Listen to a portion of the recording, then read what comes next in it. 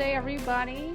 Are you experiencing burnout? And this is the topic of what I'm focusing on because I really want to help people out there. And I know some exceptional people. Dr. Burjette Tan. Hi, Burjette. How are you? I'm doing wonderful, Elsie. Thank you. It's an Thank you so honor to much be for on. being here. Thank you for helping us help physicians.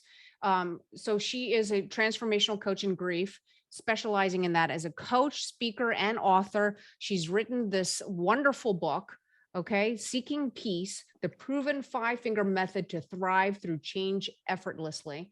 And she's also a board certified veterinarian oncologist. You wrote in this book 40 different causes of grief. Now, I didn't even know that. Can you talk about your definition of grief? Absolutely. So the definitions of grief, according to the Grief Recovery Institute, which is the only evidence-based grief system, by the way, is actually the unsettling feelings caused by a change in your familiar routine. Have you experienced any change recently? And we're And always so, experiencing change. Yeah. any change that come with any unsettling feelings, any change that come in your life has a very good potential to cause unsettling feelings and therefore to cause grief. And unfortunately, a lot of people are not aware of this and think that grief are only job loss, death, divorce, or dire diagnosis. But there are things such as moving, getting a promotion, having new babies, getting married, and a lot of other things that out there. Organizational changes, a Yes. change in your boss. Yeah. And leadership. And So, the constant change of regulations out there oh yeah. nowadays as a And physician. COVID, changes Yeah. all of us. So can you tell us, so how does that relate to, in your mind, physician burnout or healthcare worker burnout, nurses burnout? How does that relate to that? And I'm going to you to talk about some of the pearls that we can take away of how can we overcome that, besides reading your book, which I think is amazing. So first of all, understanding how the grief relate to burnout is, to me, when you are grieving, it's almost like you are wearing a dark sunglasses and not realizing you're wearing a dark sunglasses. And so the grief clouded your mind. And as you mentioned the book, Elsie, it talks about chameleon fingerprint. And so the grief a lot of time, unless it is from an apparent loss, many times grief does not show up as sadness. What you might feel actually are anger. What you might feel are actually starting to be lack of energy, even physical symptoms. And so any of those and also because grief kind of clouded your mind, something that is perhaps a simple complaint or a simple additional task can look like a monster. And so it will it will cause you to feel overwhelmed a whole lot easier. And when we felt overwhelmed over and over and over again, that's actually what got one of the number one thing that contributes to burnout. And so that's why when we are not recognizing that we are grieving, then it becomes so much easier for us to get trapped in the evil cycle, and then we think we burn out. And I just speak with somebody the other day who said, "Oh, I'm so burnt out and this and that." And upon just speaking with the person, they said like, "I actually love my job. I love my schedule. I love being able to do that. And it's actually she was grieving. She thinks she was burnout. Now, on the other hand, sometimes you are burnout, and that causes you to grieve. But it's kind of the whole thing is, you want to be able to recognize and sort them skillfully. Yeah. So first of all, recognizing that what you're going through is grief is what we have to do. Mhm. And a lot of times when we see somebody who's angry, we might not think that they're not crying, they're not depressed, they're Mhm. not, Mhm. they're not looking like they're hiding from everyone. So they must not be burnt out, or they might not be grieving. And I wouldn't even have thought of tagging grief to burnout. Yeah, and the grief can definitely contribute to that. A lot of grief that we are not aware of manifests in physical symptoms. And Right. so you said, I start having migraine, I start having neck pain, and all these I things. started And arguing with my spouse and I don't get along. Now I want a divorce because we're exactly, grieving. I saw that in your storybook yes. about somebody who Mhm. moved from LA to San Diego, I think you said. And Yeah. suddenly like they were newlyweds basically, or, Yeah. you know, and Yeah. suddenly they were not getting along at all. And it was because she had the grief that she was going through and she Yeah. didn't realize.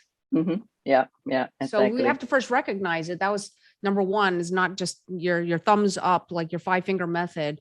Hmm. And I know let's talk a little bit about that, the solutions. I don't want you to go too much in depth because this is just an introductory um, discussion, but tell us quickly about some pearls of what we can do to overcome grief or burnout. Couple parts that to overcome grief and burnout. The first is, again, to recognize that you might be grieving. Now, not everything is a grief, don't take me wrong, but to recognize that you might be grieving, and then to know that many times, the society has a stigma, so to say, about grief. And so it's normal and natural to grieve when change happens. Like Dr. Viktor Frankl says that an abnormal behavior in an abnormal circumstance is normal behavior.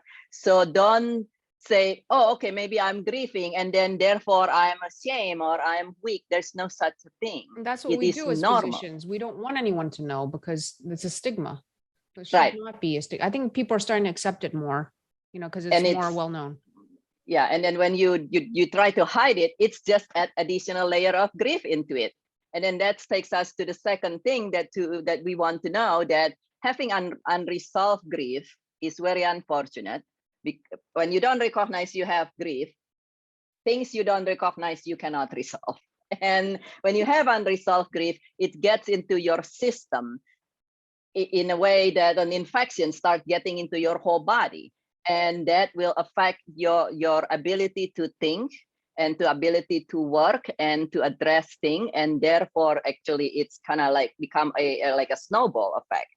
And that's why grief cost the workplace $113.7 billion. This was in 2017 study before the COVID-19 pandemic. So you can only imagine how it is now. Yes. And the problem is grief is like a snowball. It's cumulative and cumulatively destructive. So we want to be able to, if you think you might even be grieving, then, address it. Address it before it turns into a giant monster. And so that's the other part of that in terms of the purse. And then to know how to navigate it. There are simple tools like in the book, as well as I do a lot of lunch and learn, for instance, as well as I have handouts on simple tools on how to navigate things. Sometimes it's a matter on how, let's say you notice somebody might be grieving, saying the right thing at the right time is very helpful. Many people don't realize this. When somebody is grieving and you come to them and say, how are you doing? That is something that's very confusing or offensive to people who are grieving. What are you supposed to say to them? You say to them, how are you doing at this moment? Two words different. But why? Because when you're grieving, if somebody, let's say somebody, somebody just passed, has lost a family member, and you're trying to be nice and say, how you doing? They're thinking, don't you know that I just lost somebody? Yeah. Do you Like, not what care? a horrible question to ask someone who just lost somebody. Yeah. On the other hand, when you add the word at this moment, then it registers to them, oh, okay, so I'm going through things. I love that. And you care about me and you want to know how I am at this moment. You can go to my website, joyfulrichesbeyondgrief.com. And in there, there is a sign say, get your gift here. And in there, there is the 9 no, and 1 big yes on how to interact with grievers. And this could be coworker, it could be your patients, your client, your significant, your family member. So, but there is that resource there that I prepare as a gift for all that listen to us. So, yeah, but it's same thing. Yeah. How do you get somebody to even want to get help? What if a lot of physicians think that they can handle it on their own, or they're afraid? How do you even approach them? there are two things of that. I mean, at the fundamental is to people do want to get better. A lot of time people think that receiving help is a sign of weakness. Receiving help is actually a sign of strength. Yeah. Just like crying is a sign of strength. Crying is not a sign of weakness. Because why? Because when you ask for help and when you allow yourself to cry, for instance, we talk about that in the book too, that you actually allow yourself to be exposed, to be vulnerable. And so know that it's actually a sign of strength. And in general, everybody wants to get better, to improve. It's just a lot of time people has the stigma, again, like with grief. And so that's one thing. And the other things that how to allow people want to get help. A lot of people think things are more complicated than they actually are. And that's why you're like, I'm not going to be able to change. I don't have time already. I'm not going to, how am I going to teach my clients this and that? While it could be something as, I do a lot of lunch and learns in 30 minutes, 30 to 45 minutes. I help the whole team in the clinic understand the basis of grief and the basic on how to interact with each other and with patients on grief and on all these things. And it could be as simple as 1, 2, 3. So, wow, thank you so much. So, there's so much to learn about how to not only deal with grief from within ourselves, but with our coworkers and with burnout. This is something that's it's hitting home with everybody. So tell us how we can reach out to you and find out more about dealing with grief and especially in the healthcare. Absolutely. Thank you. Yes, you definitely can reach out to me through my website, joyfulrichesbeyondgrief.com. You are welcome to email me directly, Birgit@birgit10.com. Just be careful with the spelling. Your autocorrect might want to correct the spelling of my first name, so just watch out with that. But you feel free to connect with me, Birgit@birgit10.com. And actually, I just thought about this. I keep saying lunch and learn. And if you feel, you can reach out to me on, if you have something that you said, might be grief. I'm available by email. I respond to email. You are in the United States. You can even reach out to me by texting me and just introduce yourself and who you are, that you know about me through this podcast. And it's 1-805-864-2002. You'll leave a text message, and I'm happy to respond to that at any time. And then the other thing is, if you feel it's something that's of benefit, sometimes it's it's easier to create a change when you have a group of people who have an understanding than you by yourself. If this is for your workplace, for instance, then I just thought about this. I'm happy as a gift for our audience, Elsie, that I'm happy to give you lunch and learn. It can be done virtual, absolutely. If you are in where I am, it can be done in person, but it can be done lunch and learn. And I'm happy to do that for the audience of this podcast as a complimentary. So it's free for you instead of the typical $1,500 fee that entails with the lunch and learn. And that way it can also, when I do that, I also cater it to the scenarios in your workplace, your organization. That sounds fantastic. Thank you. And the last thing I want to close with, in your introduction, you kind of spoke about how you even got into this, because I'm sure a lot of people are asking, how does a veterinarian oncologist become a grief transformational coach? Can you just briefly tell us why you're an expert at this? Absolutely. So thank you so much.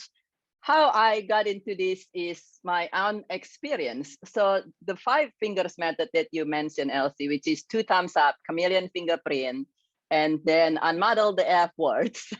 We all know about the F words and the middle finger. Forward fortitude with gratitude and fun, and little butterfly.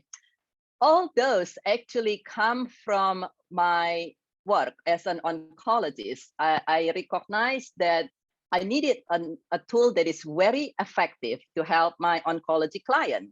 And it also needs to be easy and very quick. something that I can use right there during consultation and follow up. So I streamline as I learned about all the grief and life coaching tools that help me with my own life experience. I streamline all of those into 5 key points. Each correlates with one of your fingers to make it easy to remember. And in 2019, my dominant hand mysteriously became paralyzed. Now, we can look at grief in one of 2 ways. We can look at grief as something to be dreaded on.